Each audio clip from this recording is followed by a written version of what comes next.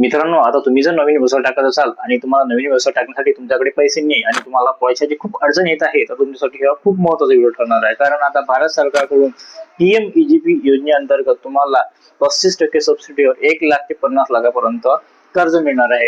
तर मित्रांनो, हे कर्ज मिळण्यासाठी तुम्हाला तुमची वयाची काय अट राहणार आहे आणि हा जो अर्ज आहे हे कुठे सादर करावा लागणार आहे आणि तुमच्या जे पात्रता आहे काय राहणार आहे याची संपूर्ण माहिती तुम्हाला ह्या व्हिडिओमध्ये देणार आहे.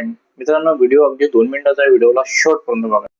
तर बघा मित्रांनो, PMEGP ही केंद्र सरकारची एक महत्त्वाची योजना आहे, ज्याचा मुख्य उद्देश नवीन व्यवसाय सुरू करणाऱ्या उद्योजकांना आर्थिक मदत आणि सबसिडी अनुदान देणे हा आहे. तर योजनेचे प्रमुख वैशिष्ट्य काय आहे, तर बघा मित्रांनो, कर्जाची जो मर्यादा आहे ते उत्पादन क्षेत्रातील व्यवसायांसाठी 50 लाख रुपयापर्यंत आणि सेवा क्षेत्रातील व्यवसायांसाठी 20 लाख पर्यंत कर्ज मिळते. आणि यामध्ये अनुदान काय आहे, तर प्रकल्प खर्चाच्या 15% ते 35% पर्यंत सरकारी अनुदान मिळते. तर अंमलबजावणी संस्था जे राहणार आहे ते राहणार आहे KVIC, त्यानंतर KVIB आणि DIC. ह्या ज्या संस्था ह्या खादी आणि ग्राम उद्योग मंडळाच्या आहे. तर यासाठी आता पात्रता काय राहणार आहे आणि निकष काय राहणार आहे, तर अर्जदाराचे वय जे आहे हे 18 वर्षापेक्षा जास्त असणं आवश्यक आहे. यामध्ये आता तुम्हाला तुमचं शिक्षण काय लागणार आहे, तर उत्पादन क्षेत्रात 10 लाखापेक्षा जास्त आणि सेवा क्षेत्रात 5 लाखापेक्षा जास्त कर्जासाठी किमान 8वी उत्तीर्ण असणं आवश्यक आहे. तर मित्रांनो, तुम्हाला हे जे लोन आहे हे लोन नवीन व्यवसाय सुरू करण्यासाठी मिळणार आहे.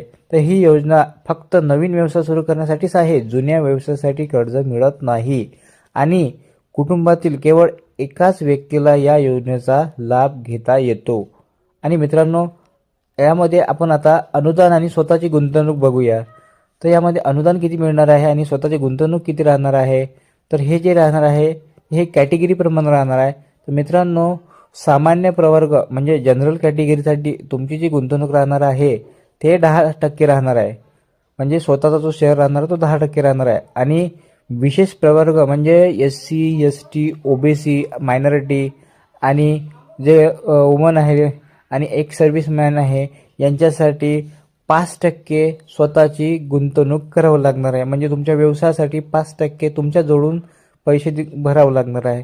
आणि यासाठी आता आवश्यक कागदपत्रे काय लागणार आहे, तर यासाठी तुम्हाला तुमचे स्वतःचे आधार कार्ड, पॅन कार्ड आणि शैक्षणिक पात्रतेचे प्रमाणपत्र, म्हणजे किमान तुम्ही 8वी पास तरी शिकलेले असले पाहिजे. आणि त्यानंतर जातीचा दाखला लागणार आहे. त्यानंतर ग्रामीण भागात व्यवसाय असल्या